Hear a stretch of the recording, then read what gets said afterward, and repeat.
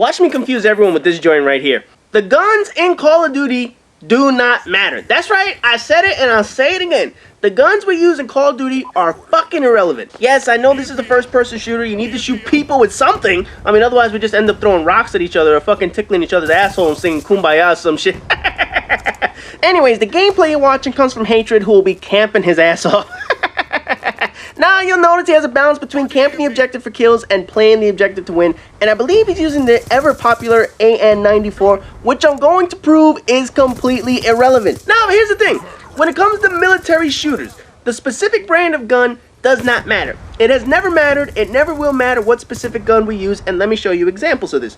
Do you care whether the game uses an M4 or an MP5 or a P90? Does it matter if a developer decides to use the FAL over the M14 as the single-shot rifle or vice versa? Does it matter if a developer decides to use any one of the Remington bolt-action sniper rifles, whether it's the Model 700, MSR, modular sniper rifle, or the XM 2010? Would you be sad if the game didn't include at least one Kalashnikov LMG, you know, like the RPD or RPK? Reality is, when we play this game, we don't care what the specific guns are. Now, don't get me wrong, we all have favorites. The 50 cal sniper is always going to be a fan favorite. The AK-47 is always a fan favorite, as well as like the SCAR assault rifles, carbines, M4 in particular. But whatever, man. The fact is, people's opinions towards certain guns are always related to how well the gun performs in the game. Like when the MP5 wasn't in Modern Warfare 2, people went apeshit. But when the UMP was there, oh yeah, nobody complained about that shit.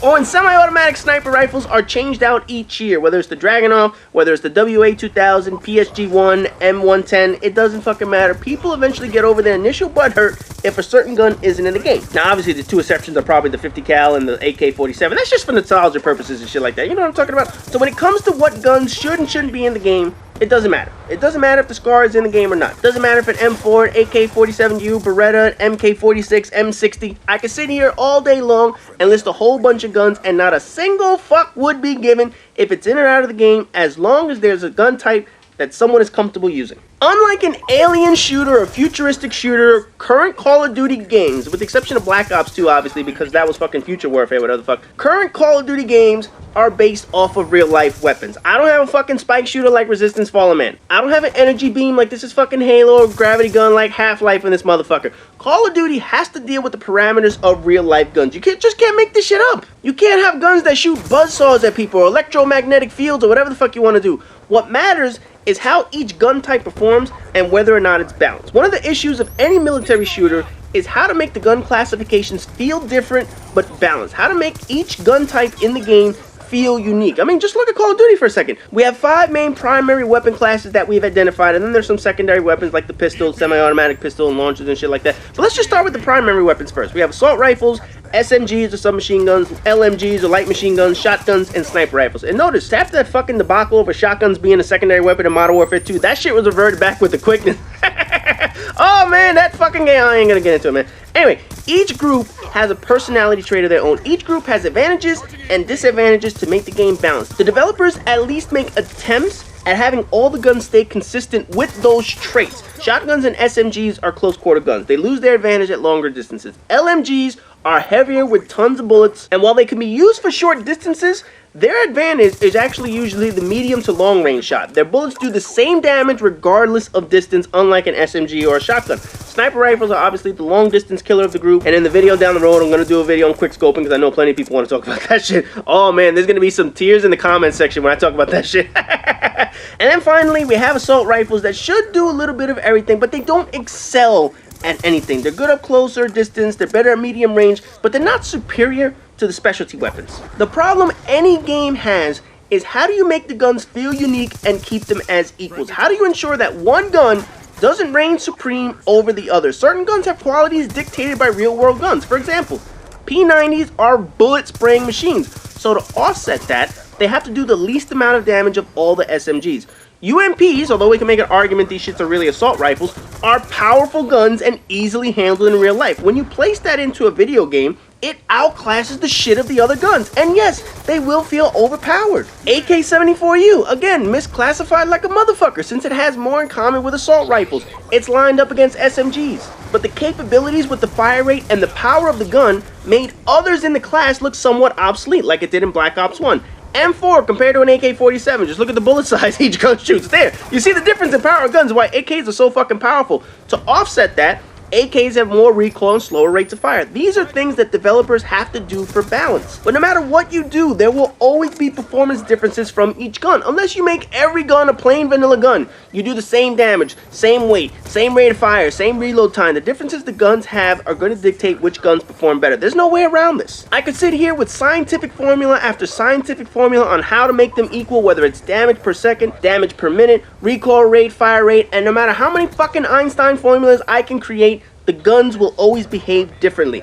So yes, Call of Duty ends up with some overpowered guns. It ends up with some underpowered guns. It ends up with some inaccurate performing guns like the UMP and the AK-74U because they're in a different class. But that's part of what makes each gun unique and different from each other. That's what adds flavor to the game. Otherwise, we just end up with plain-ass, boring vanilla guns. Nobody, not a Call of Duty developer, not a Battlefield developer in DICE or Crytek, Insomniac, Bungie can sit here and say they can balance all the guns in the game to have no advantages. What they can do is make an attempt to have them somewhat equal with minor differences. As long as the guns follow the classifications initially laid out, there's nothing more you can really do for gun groups. You can try as hard as possible to make them the same, but the fact is, if all the guns played the same, there will be no reason to have multiple guns in the game. Now, the simple solution to the gun problem is to add as many different guns as possible during the testing and production phase. Then, while you're beta testing these motherfuckers, you can take a look at how they're performing against each other. Do your little test, whatever the fuck it is you do behind the scenes. See which ones outperform, see which ones underperform,